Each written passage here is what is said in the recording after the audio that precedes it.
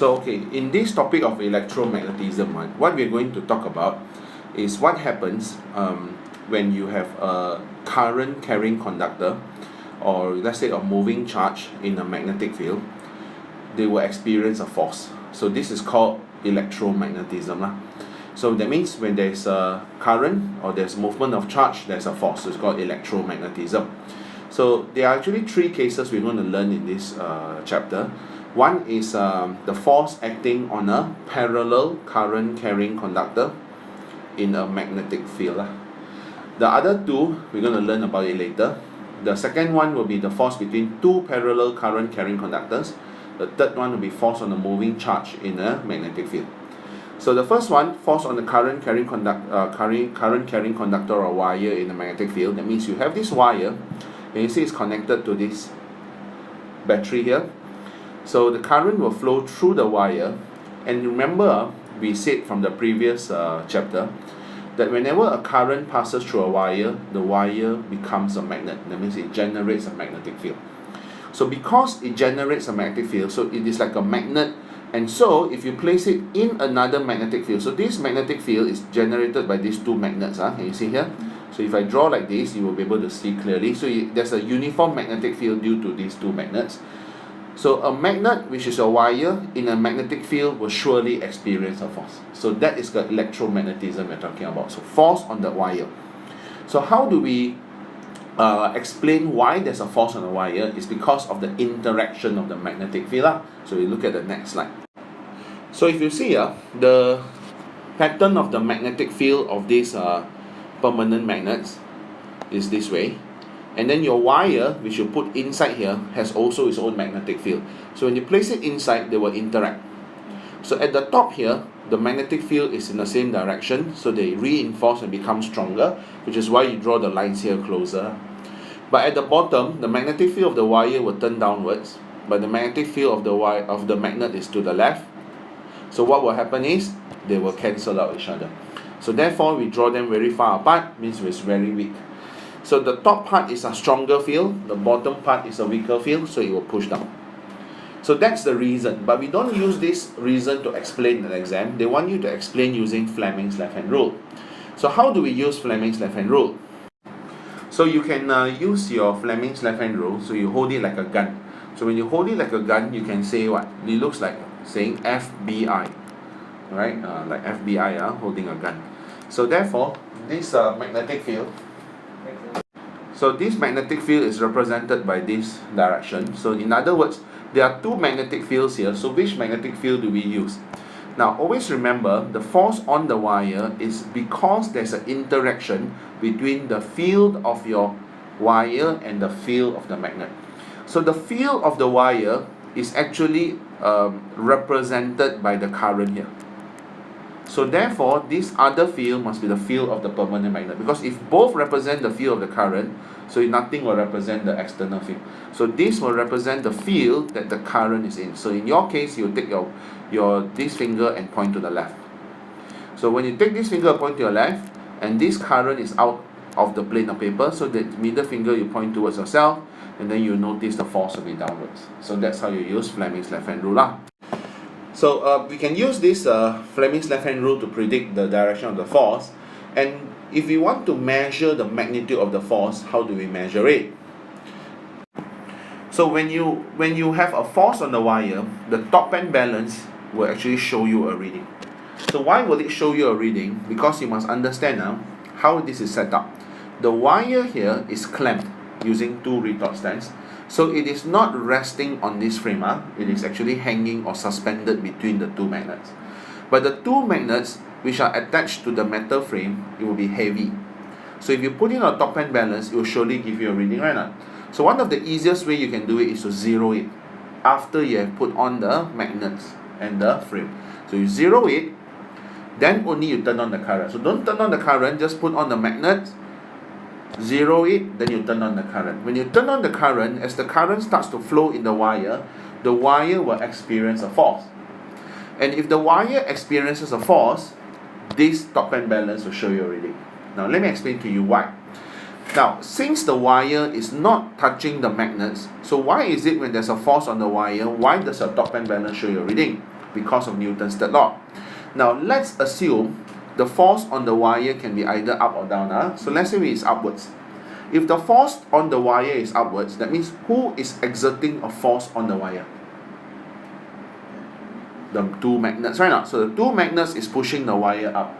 So according to Newton's third law, the wire must push the magnets downwards. So when the wire push the magnet downwards, the magnets get heavier, so you see a positive reading. So positive reading means force on the wire is up. That's why many people confused when they thought positive reading means it's a force downwards, so they thought the wire is moving down. Actually, this top end balance shows you the force on the magnet, which is opposite to the wire. So if the reading is higher, that means it's heavier, that means the force on the magnet is down, that means force on the wire is up. But if the force on the wire is down, then the force on the magnet will be up. Then this will be negative. This will show you a lighter reading. So once you have the top end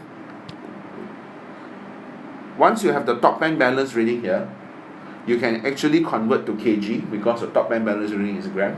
You convert to kg, then you times 9.81, that gives you the force. So you can actually measure the force. But let's look at the formula.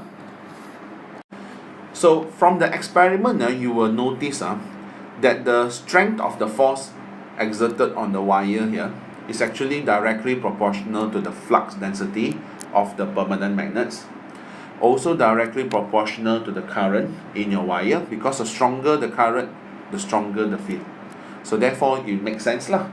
And also L. L refers to the length of the wire in the field. So not the entire wire.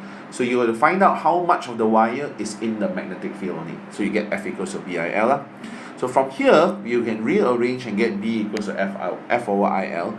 And it is from this equation that we use to define magnetic flux density or magnetic field strength.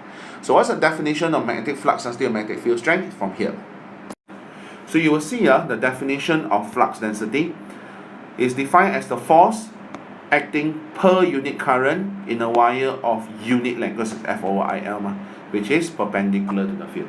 And this formula also gives you the definition of 1 Tesla, because remember the unit for flux density is Tesla. So what is 1 Tesla when everything is 1?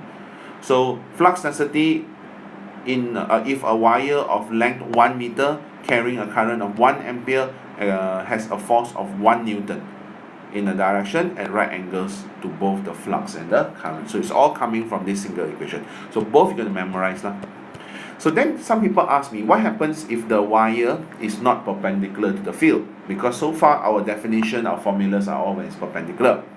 When it's not perpendicular to the field, for example at this angle, then you have to find the component of the current 90 degrees to the field.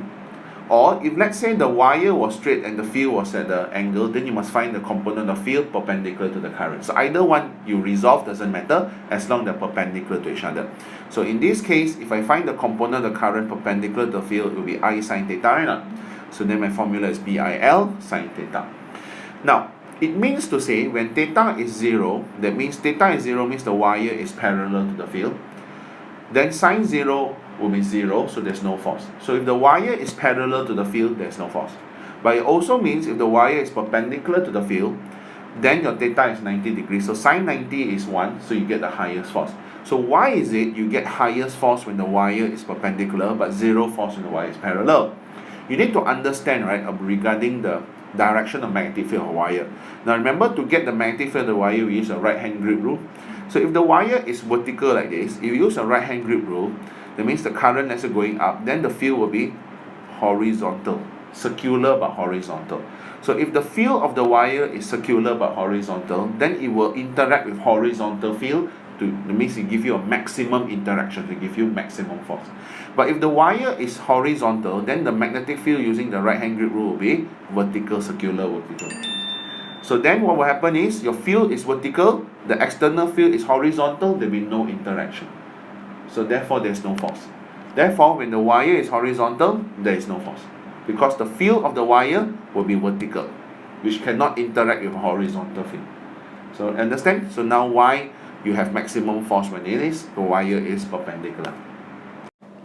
Now to find the electromagnetic force, one of the method is to use the top end balance like just now. But they can also use something called a current balance. So a current balance, how does it work to give you the force?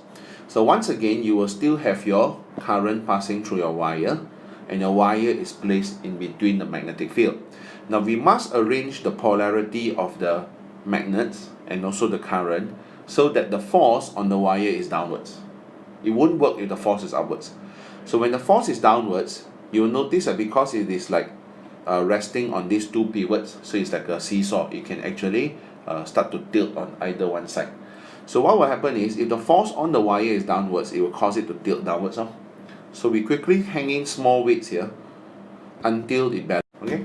Yeah, but can you just explain the tilting part? Now because this is like a seesaw, if you apply a force here, wouldn't it start to tilt this way?